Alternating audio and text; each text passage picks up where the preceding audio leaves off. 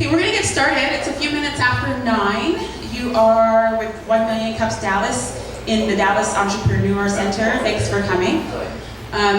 People will probably still continue to trickle in as the time goes on. This is a quiet audience, but we're so happy that you're with us because... Woo-hoo! Yeah, thank you. Thank you so much. So, thank you, Trey. So I'm Isabel. I am one of the organizers with 1 Million Cups here in Dallas. And we pretty much exist because we are here to uplift, engage, and connect entrepreneurs. This organization came up with this theme. Well, the Kaufman Foundation came up with this several years ago. It's coming up 6 years now. And the whole concept is to connect all of us through 1 million cups of coffee.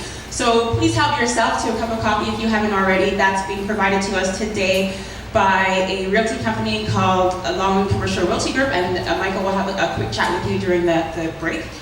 So let me tell you a little bit about what this is. This is really about two presenters from two companies. They're going to tell you about their story, about their company. So they'll speak for 6 minutes each, and we'll have 15 minutes of Q&A. We also have an app. So if I didn't mention that earlier, yes, I didn't mention it. You can download this app onto your phone and check in, and you can also connect with other entrepreneurs that are here. And we just love to know that you're with us, so please go ahead and do that. I am going to welcome our first speaker from SportalLive. His name is Neil Salisbury, and we like to welcome our guests with us, like standing up and doing a round of applause. So please welcome Neil to the stage.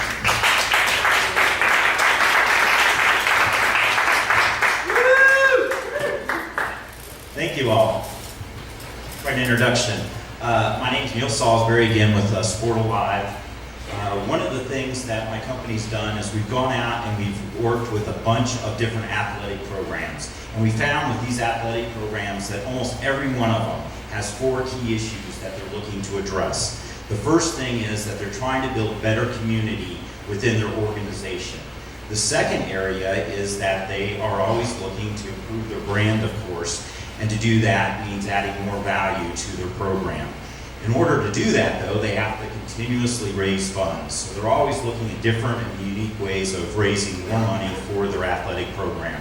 And then one of the newer areas is dealing with some of the issues that have arisen because of social networking.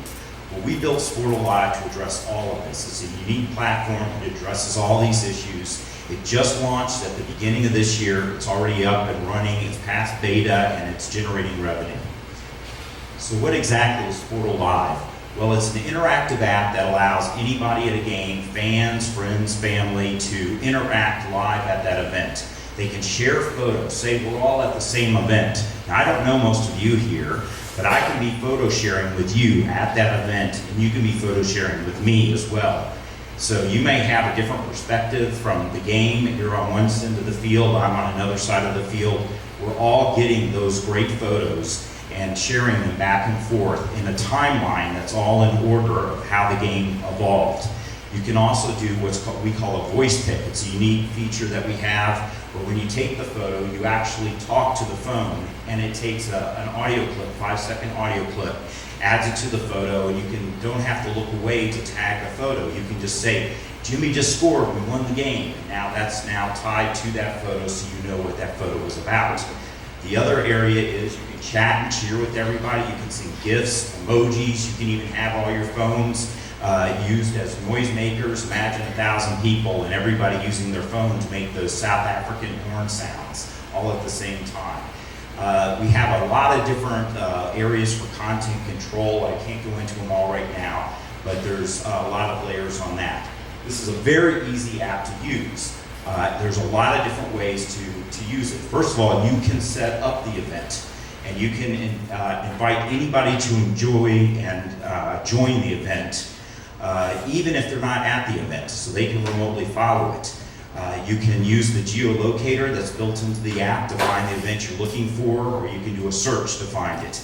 The great thing is that you can follow it remotely, and you can follow multiple events at once. So let's say a parent has their son playing on one soccer field, their daughter's playing on another soccer field where the other parent is, and then their third child is on a away game.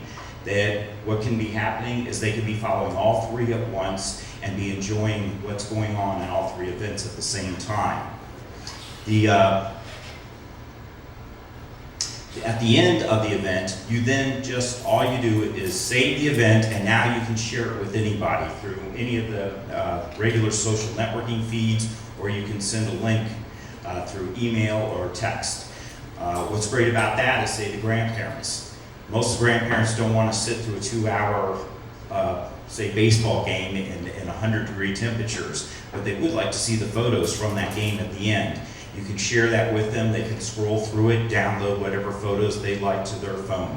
They can watch it through the app. They can do it through the website on their computer, or we even have a television link that works as well. I should note that this is part of a much bigger platform called Squirrel World that I don't have time to talk about right now. Now, finally, this is a great way for leagues to fundraise. The app is free to use, but if you want to save your games, what you end up doing is that you pay a subscription fee. What's great about that is now that you can have an entire season where you have thousands of photos, but you can easily find them by looking up which game you are interested in. Once you've done that, if you pay for the subscription fee, we give 20% of that back to the league, and that makes it a very easy way to interact with the league. We know that the leagues love this because we've already, just in the short time that we launched, have signed up some YMCAs, we've signed up TAPS, we've signed up cheer time, as well as Texas Assault. Now, we expect to be profitable in the next 6 months, and we're looking at a very large revenue stream over the course of the next 2 years, and hope to have an exit strategy in the next 18 to 24 months. To do this, though, we are looking at increasing our marketing. All the engineering is pretty much done. We're doing right now is improving and increasing the number of people that are doing marketing for us. And to that end, we are doing a small raise of $200,000 that comes with warrants, which would give away approximately 10% of the company. And that's my pitch. Thank you so much for your time. I appreciate it. Awesome, great presentation. So we have Q&A now for the next 15 minutes. So while I ask this first question, I hope everyone in the audience can start thinking of what questions you guys want to ask, and then I'll be coming around with the mic when you raise your hand. But the first question that we always ask is, what can the local community do for you? And yeah, take that however you want. Well, the first area is we are looking for investors for raising that our new budget for marketing. And by the way, when I say marketing, I mean sales and marketing. The second area is that if anybody has contacts with sports leagues, we would love an introduction. So we've already, of course, been out there hitting the pavement and have had a lot of success. But we could always use introductions to athletic leagues, to booster clubs, things of that nature. So. Awesome. And that too, yeah, if you guys want to get in touch with the company, we'll have their information, or we'll put up their website as well. But yeah, if you want to put up your contact info, we can make that.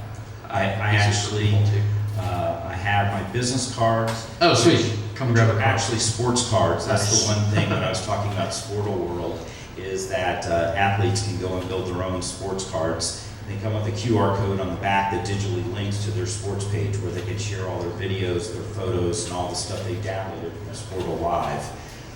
It also has all their statistics and the teams that they played on. One thing I need to tell you, I ran out of my new cards. This is an old card, and my QR code doesn't work on my old card. so anyhow, but I have business cards for anybody that would like them. Okay, thank you. All right, we got one question here. Can you tell us how you tiered the subscription? I noticed that there were 3 different ones. Like, what's the difference between them? Absolutely. What we do is that the first tier is roughly 1 season, which is 25 games. You can have unlimited amount of data for each game. Say you could have 1,000 photos for every game, but we do it by individual games. By the way, the way we track this is we give a coupon code to the leagues that gives them, all their users, an extra 20%, so they end up getting 30 games. Once they fill that up, they can either delete games or, and more likely, is they jump to the next layer of subscription in which they can save 120 games and then up to 1,000 games. So that's what the tiers are and how many games that they're saving. So. Next question over here, and when you're asking your question, if you want to just say your name and what you do, if you don't mind. Hi, I'm Nish with, I've got a software company.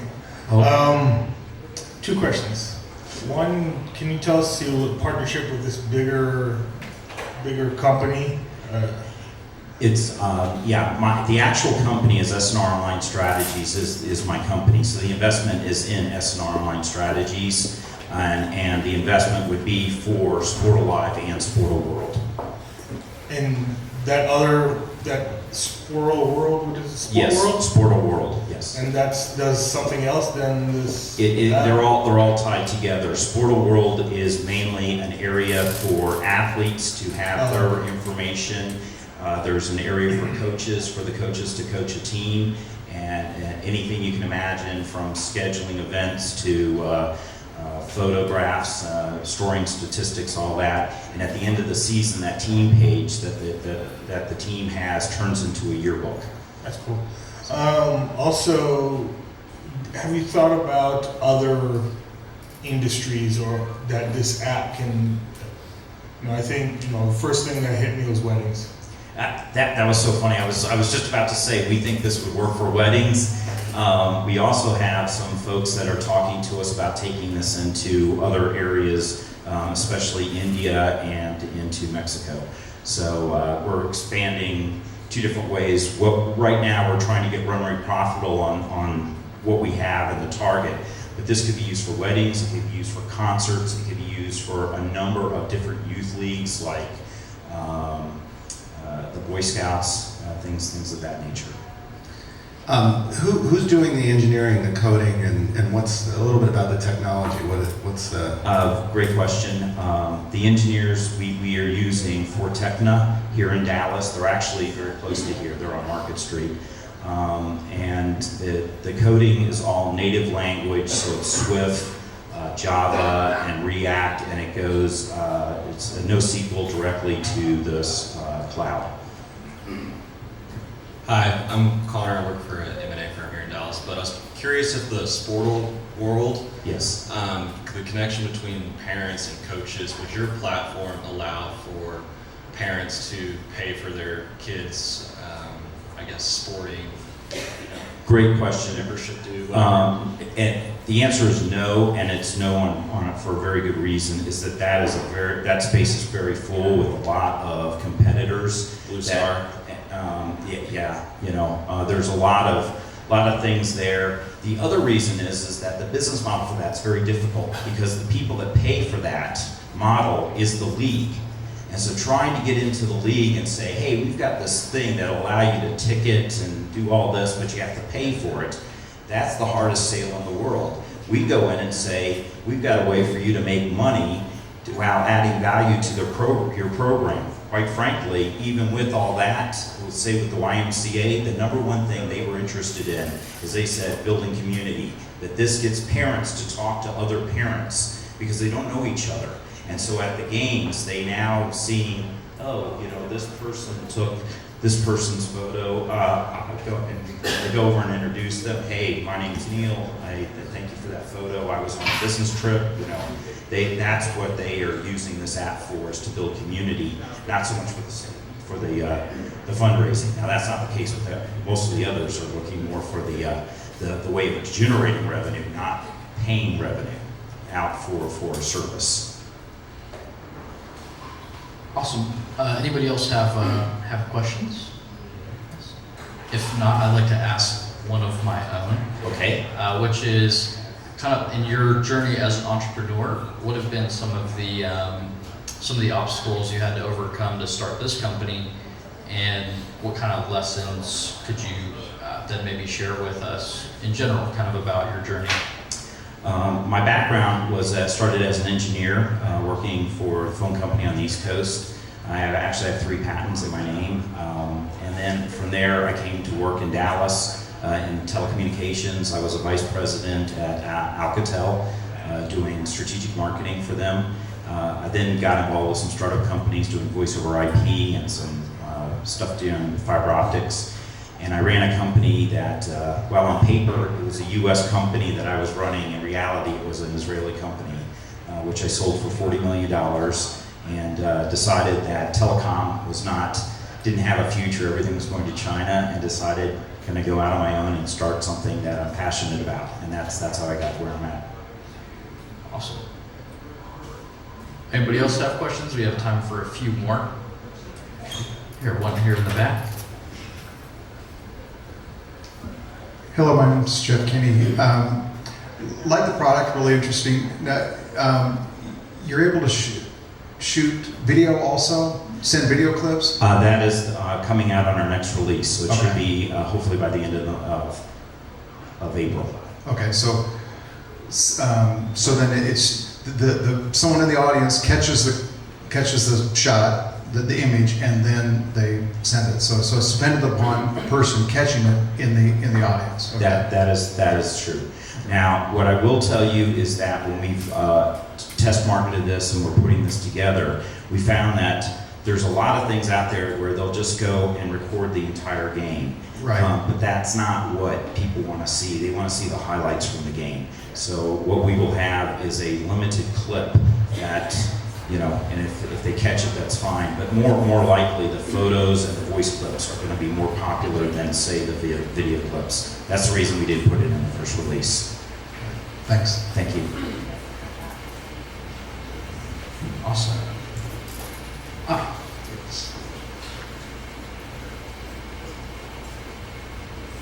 Hi, I coach a basketball team. Oh, okay, great.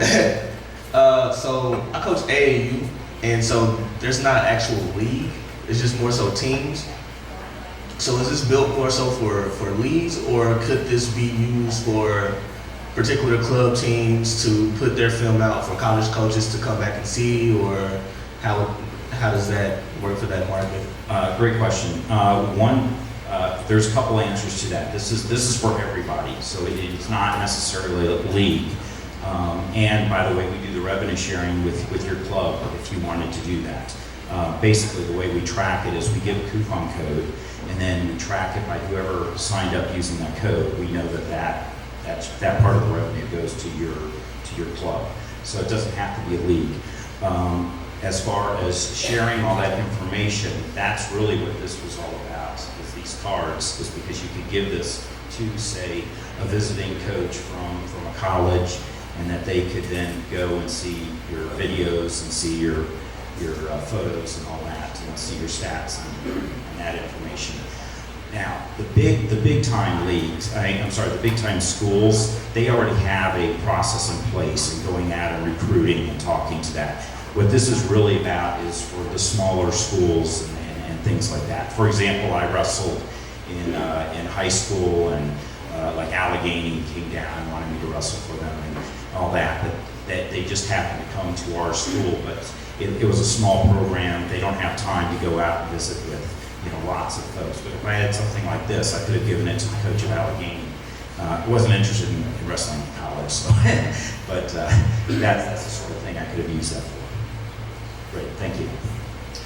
Hey, my name is Chad, connector and consultant. So one thing, I love the idea, by the way. I played college football the only way I could, because I went all the way across the country for football. My mom, I don't think she watched one of my games. She filmed me the entire time and sent it into a company in Texas, and they actually did my video. It was like $5,000. Right. So it's a total model change, and I think making it peer-based and consumer-based is fantastic.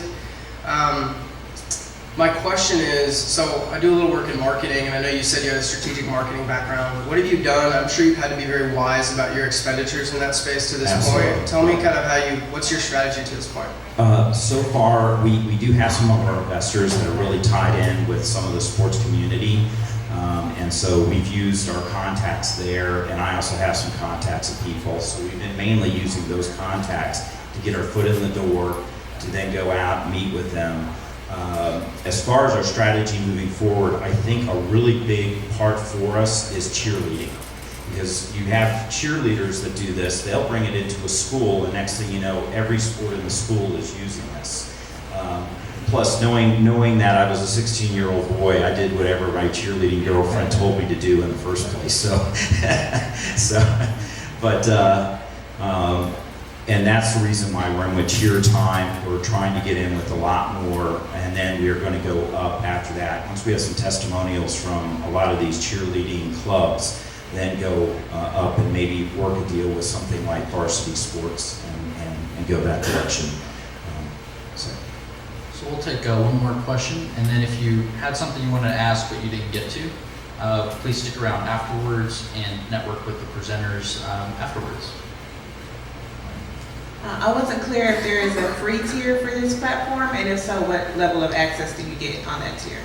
Good question. Yeah, everything is free. So you can use Squirrel World and SportalLive 100% free. Only time you pay, if you're talking about Squirrel World, is if you're purchasing yearbooks for your team. By the way, the yearbooks are all customized, so everybody can buy their own yearbook. They can go and I won't get into how they do that. But and then if they want to buy cards, we make money on the cards. On the digital subscription, it is the only time you're doing that is if you want to start saving all your games. You can save one game, but if you want to save more than one game at a time, then you pay the subscription fee. But you can be interacting and photo sharing, doing all that, send the game at the end to somebody else, but you give it, and then before you do your next game, you have to get rid of that game before you can do another game. Well, thank you all very much. I appreciate your time.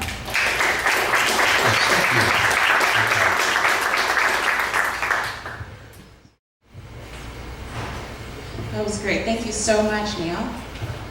This is kind of our, this is our intermission, but it really only lasts for about 2 minutes. So we want to thank our sponsors right now. We are in this space, the Dallas Entrepreneur Center, because really they have given it to us. They are not part of 1 Million Cups, but they've graciously offered, to host us in here every week. So thank you so much. We also want to thank our coffee sponsor. 1 Million Cups doesn't happen without coffee, because this is about having 1 million conversations over 1 million cups of coffee. So thank you so much, Michael from Laughlin Commercial Realty Group. He's going to come on stage and just share a quick 30 seconds with you. Thank you as well. Hey guys, my name is Michael Miller with Laughlin Commercial Realty Group. What I do is help companies with office space. So whether you're moving into the DEC, I'd love to help you guys with that. Or if you're outgrowing the DEC, I'd love to also help you guys find office space. The landlord pays all the commissions, so it's a free service to you. So I want to be at your disposal. Let me help you guys. Thank you as well. And we also want to thank our video sponsor. So if you ever missed a week, we have captured it on video. You can just go to the website, 1millioncups.com/Dallas, and you will find the video content there. So Michael Bruno is in the back wearing the green shirt taking a photo right now. I called you out. I just wanted to give him a shout out because we're thankful that he's with us. Thank you so much. He's also one of our community organizers. And then we want to thank her too. They are usually with us every week. Unfortunately, they weren't able to make it this week, but they make really awesome treats. So come back next week and you can give that a try. That's it for now. We're going to welcome our next presenter. His name is AJ Gilbert, and he is with Chefsheet. We stand up for him as well and give him a round of applause. Thank you.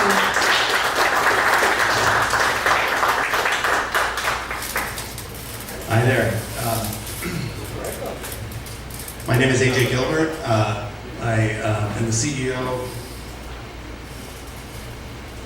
Should be advancing.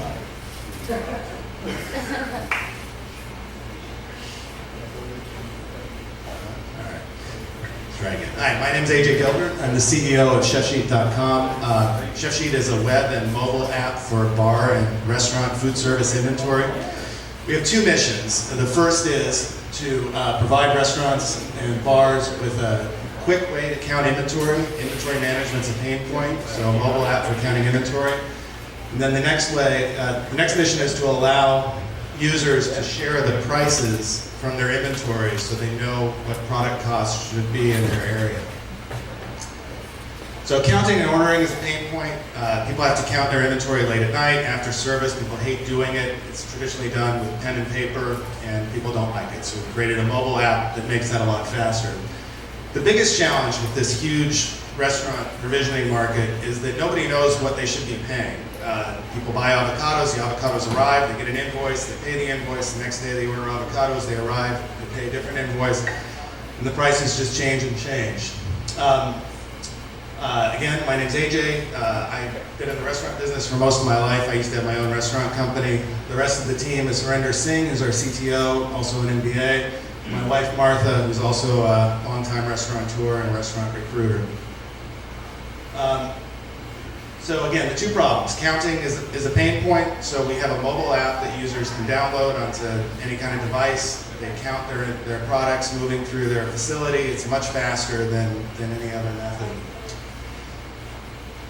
In order to count avocados, you need to enter that you have avocados and how much you pay for them. So we then socialize that information to allow people to share those prices across the network, which has never been done before.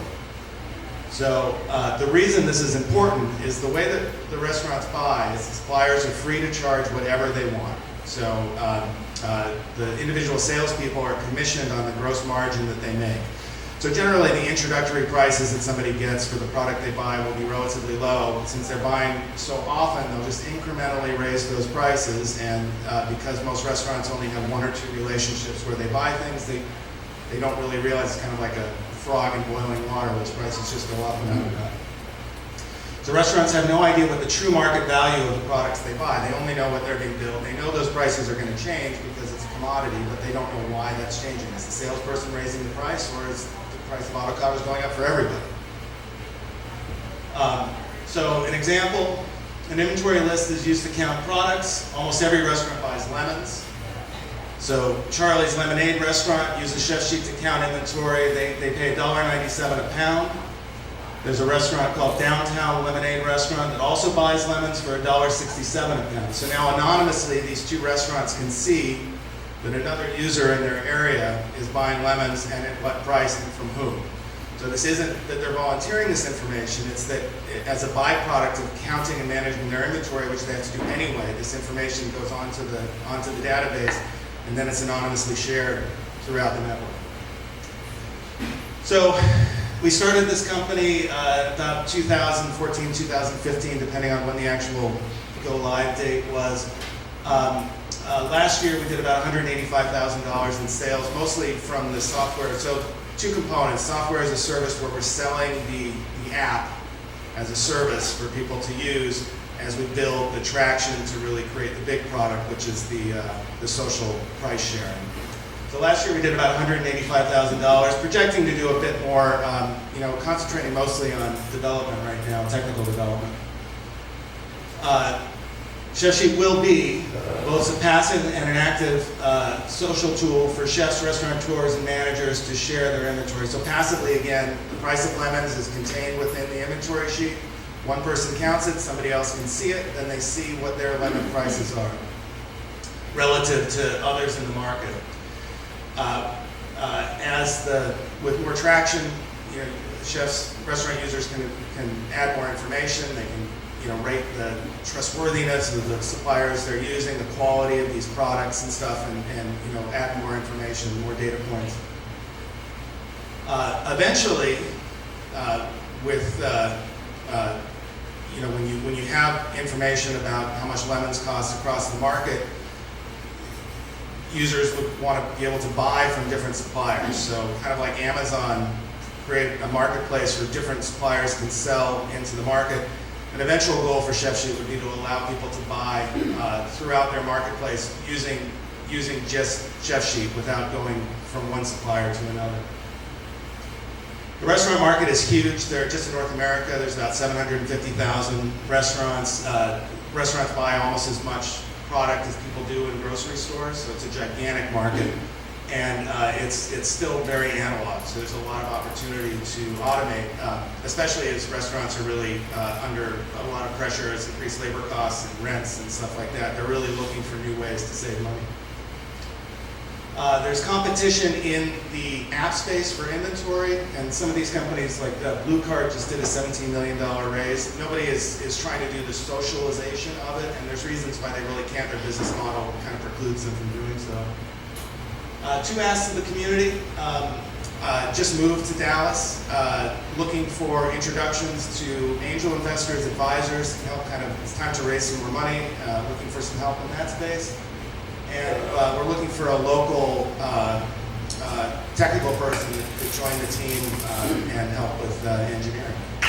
Awesome, great job.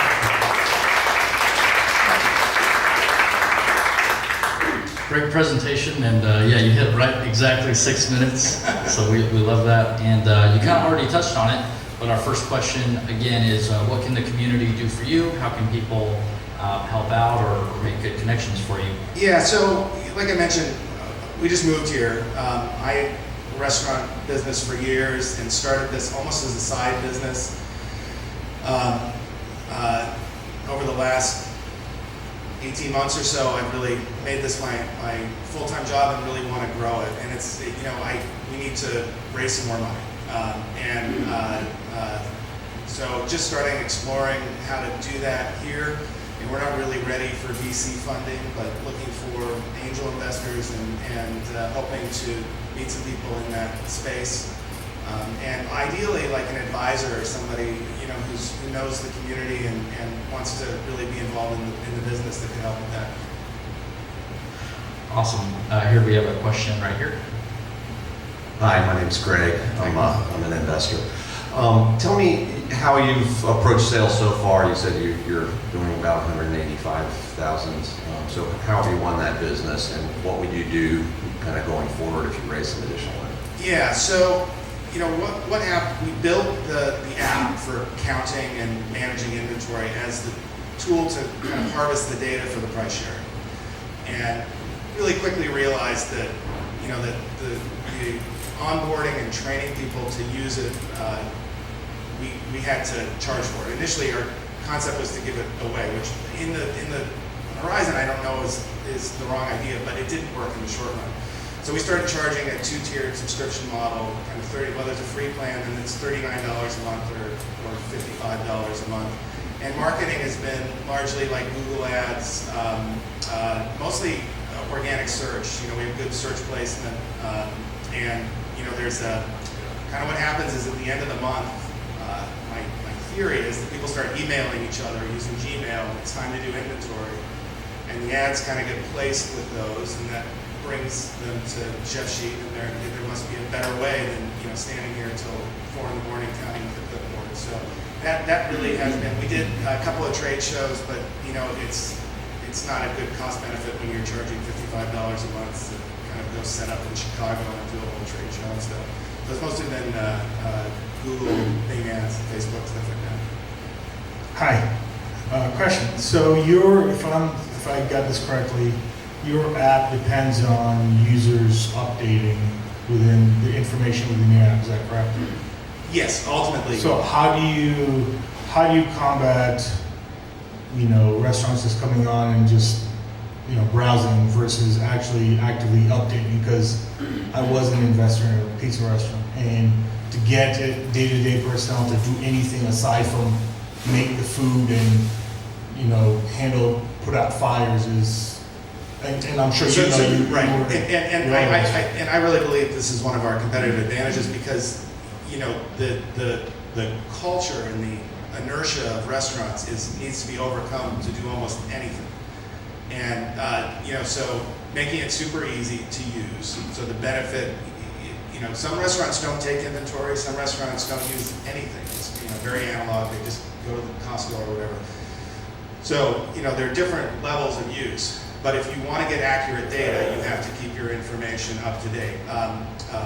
We're always developing new tools to help people put their information in. So vendors provide something called an order guide, which is just a list of every product that they purchased. So we have tools for people to import that and update their prices that way. We're working on better and better ways to read invoice OCR and offer that as a service. But in terms of weeding out bad data, we only share the information that's relevant. So there's a lot of stuff. Some people will put in cheese. That doesn't really help to know that somebody's buying cheese for $5 a pound. So that wouldn't be shared. Not necessarily bad thing. It's people that they get on just to look at what other people are doing versus actually update. So then you have one price sheet with one guy that's actually doing it, and 5 restaurants that say, oh, okay, this guy's buying. So that's a problem I would like to have. The main reason that people come to the app now is to count and manage inventory, because we don't really have the traction to create.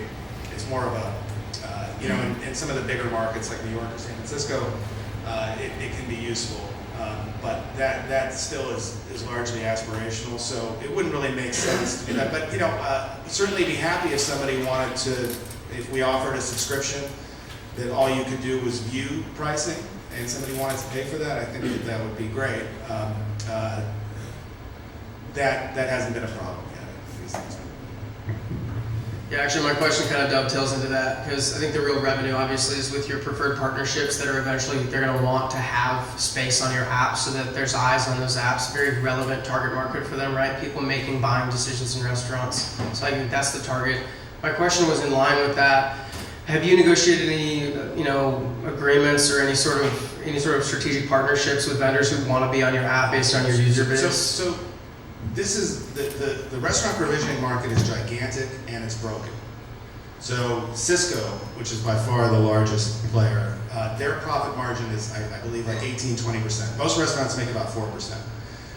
Now, the reason that we're not super afraid of competition in that is that the path that a lot of the other apps would take is connecting with the APIs of Cisco and really partnering with them to create.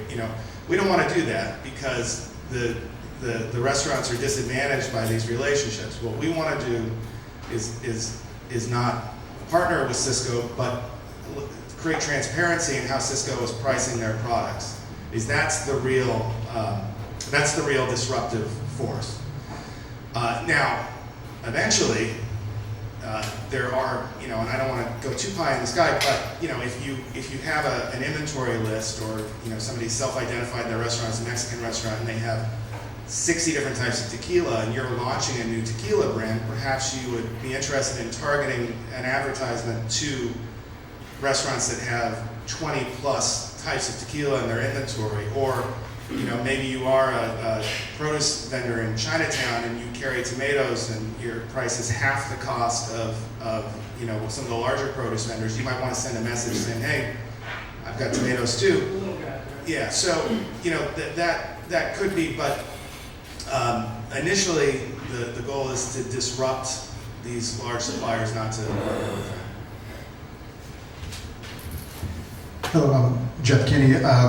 Like your product, interesting. Now, you answered part of my question. I was wondering if your product is directed towards food stock, or food inventory, or food and liquor.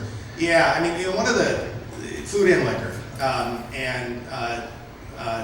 it works just as well for both. In some ways, just because liquor is so much more standardized, it works a little bit better for liquor. Like, the app allows you to enter products with the UPC scanner, which is not super effective for lamb legs, but works well for cases of Michelob.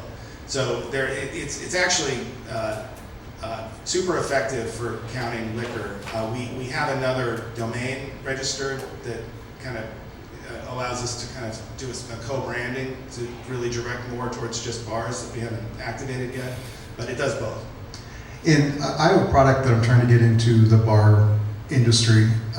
It is a point of purchase item that supposedly or hopefully will be pushing liquor. And so my question to you is, what would you expect to find out in restaurants and bars? Do they keep track of the inventory well or not at all? And then liquor also well or not at all? From what the initial digging around have done is liquor sales, liquor inventory, they really don't keep track of. It really, it's a continuum. There are, dive bars where, they literally pay for they don't even have deliveries. They go to, I don't know if you can't do this in Texas, but in California, you can go to Costco and buy liquor for cash, and it's not even legal, and that's the way they operate. And then there are super sophisticated operations that weigh their liquor almost daily. So it's a continuum. I would say that,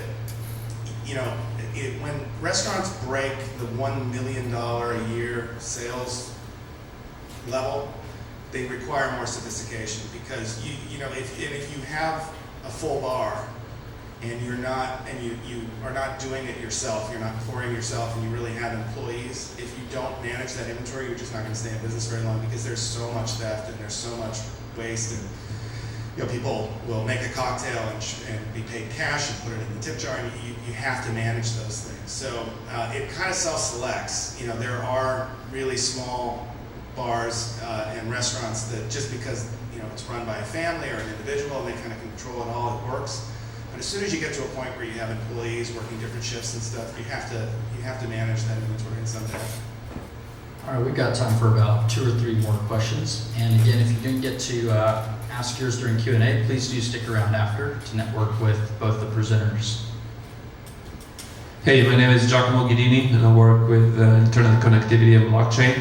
My question is about reporting costs. Have you thought about how you would prevent spamming from bad actors? So if I was Cisco, I would try and get the wrong numbers into your app.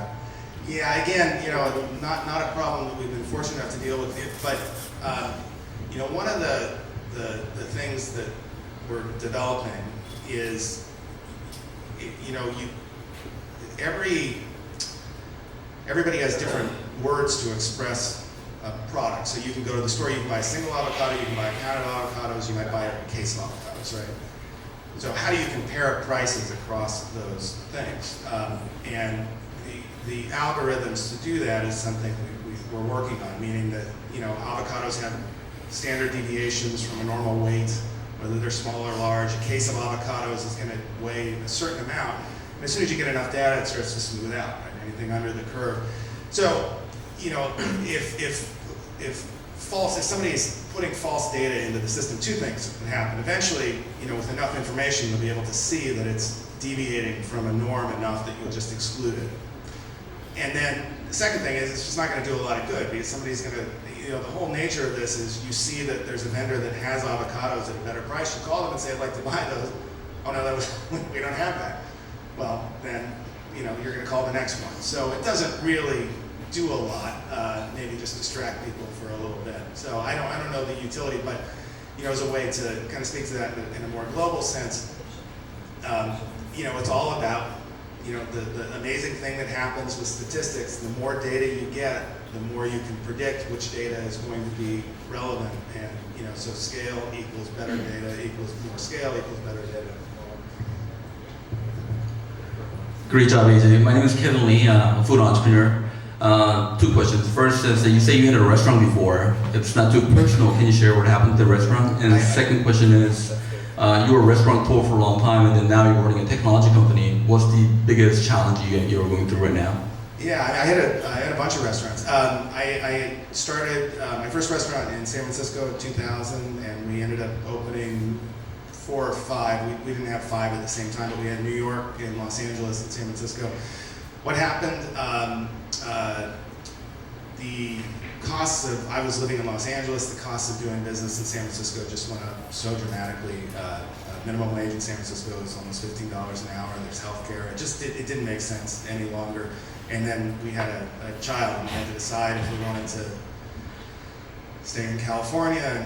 And it was more of a personal life choice of how we wanted to kind of organize our lives. Tech versus restaurant, it's very different. I mean, restaurant business is all about having a lot of people working for you, which is the challenge, and then tech is, everything's kind of automated, so it's a very different experience. The biggest challenge, I would say, is, one of the biggest lessons I've learned is the restaurant business, to some extent, is you build it and then it starts to take on its own inertia, which is where you want to be. A successful restaurant kind of primes itself. People start talking about it. You're in a single geographical area, and as the business matures, you start to lessen and lessen your marketing and stuff. Whereas, more restaurants open in the United States every year than have ever signed up for Chefsheet. So the marketing is perpetual. And it took me a while to kind of understand that, how important it is to continue the process of marketing and developing the product, different than a restaurant where you kind of build it and then move on to another phase. Hey, Mark Evans with Big Frog. One suggestion and one question. Suggestion is, have you? I would consider looking at, I guess, diet type or calorie trackers out there, because there's tons of them out there, and they've been measuring avocados of different sizes and how people input that information, and so they have a ton of data that you might be able to partner with and be able to streamline or leapfrog out a little bit. The question is, have you done anything to gamify or incentivize people? I hate the word incentivize, but to get people on that. I'm a big fan of what's the driver out of the Gas Buddy. And I have about a minute while it's filling up gas for me to put the latest gas prices in while it's filling up, and I get some points that I never win anything with, but it's fun, and I'm giving back to the community knowing that I'm going to get that lower gas price somewhere sometime soon as well. Yeah, I mean, two great points. So first of all, we actually, there's a whole section of the app that I didn't really mention that allows for recipe cost analytics, and we do nutritional labels ourselves. Most of that information comes from the USDA, which is a great, free, huge database that has all that kind of standard information. So it's a great, it's an interesting point. I'll certainly remember that as we keep doing it. Maybe somebody has extrapolated that data already and might have like an API or something. As far as gamification, I can't tell you the number of times I mentioned Waze in emails and stuff. I use Waze and using it to get here. I think that it's a video game for traffic, right? Social. They have to incentivize you so they give you a crown, and it's, it is absolutely a huge goal, and working with, knowing the restaurant business to get the 18 to 30-year-olds that do this to really engage, to really gamify the app and make it fun. It's not easy to do, and not a technical priority. We have done some things. We crowdsource images so that when you're counting, you're seeing pictures of the product, so you can say, oh well, where the picture come from, and you swipe and like Tinder, I guess, to move on to the next item. So we try and build that stuff in, but I would say that it's a technical step that's equal to a lot of the other things that we have to accomplish. So, but yes, I totally agree. Very important. All right, thank you again. Thank you to the audience for all the great questions. So let's give one more round of applause for Chefsheet. Thank you.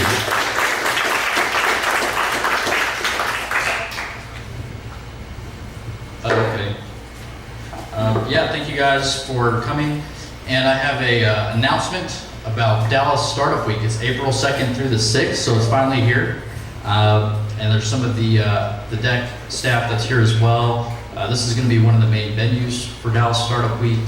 After this week, we'll hope that you'll be at 1 Million Cups. Next week, it's going to be extra special. I think we have about close to 100 people that are going to be there.